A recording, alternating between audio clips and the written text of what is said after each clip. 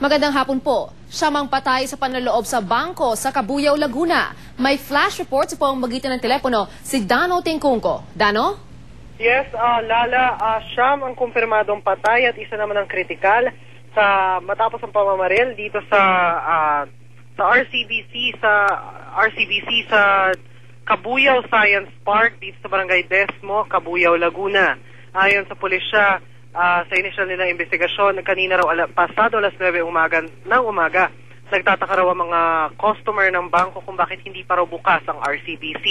Pero kaya raw nila minarapat na tumawag sa mga pulis. Now, pagdating ng mga Cabuyao Police ay bigla nilang binuksan ang pinto at tumambad na lang sa kanila ang walo sa siyam na bangkay na nakakalat sa loob ng bangko. Sa mga oras na ito ay iniimbestigahan pa ng SOCO ang nangyari, pero isa sa mga patay ay kliyente ng bangko. Isa rin sa mga patay ay ang isa sa dalawang gwardya na nagbabantay sa umaga. Pinaghahanap ngayon ng mga pulis ang dalawang gwardya ng bangko.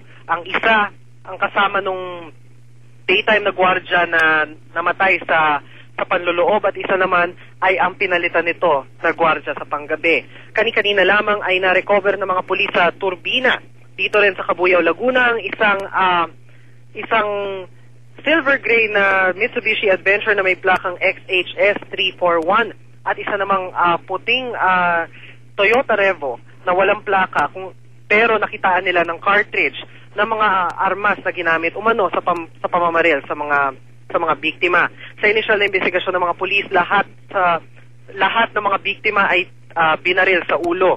Sa initial na teorya ng Calabarzon Police ay muna pinasok muna ng mga suspect ang looban ng bangko maaga ngayong umaga. Kinausap ang mga tauhan sa loob, kinandado ang bangko at saka sila pinagbabaril. At nabuksan din ang vault kung saan may nakuhang pera, pero hanggang sa mga oras na ito hindi pa rin natin malaman kung magkano ang nawala sa bangko. Samantala, pinangako naman ng pamunuan ng RCBC na sasagutin nila ang lahat ng gasto sa pagpapalibing at pagpapagamot, lalo na sa isang kritikal na biktima.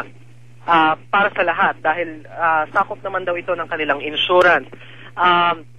Sa ngayon, ang tinutugis na teorya ng pulisya ay gawa ito umano ng isang grupo ng mga kalalakihan na hindi bababa sa dalawa.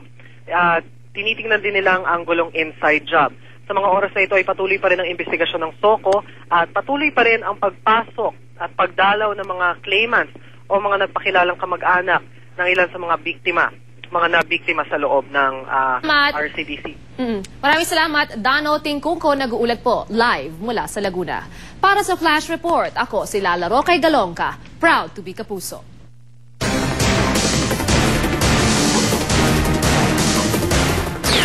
Shootout na naman sa Delpan Bridge sa Maynila, dalawang hinihinalang hold-upper patay. Kotse bumaliktad matapos sumalpok sa isang poste sa Quezon City. Babaeng driver ninakawan pa raw ng mga lalaking nakamotorsiklo. Bukod sa pagtatambal sa Jezebel, Marian Rivera at Dingdong Dantes, excited na rin daw sa gagawin nilang pelikula. Tutukan sa 24 oras dahil hindi natutulog ang balita. Mamaya pagkatapos ng Go Bingo at bagong wakil Bordado. Tunghayan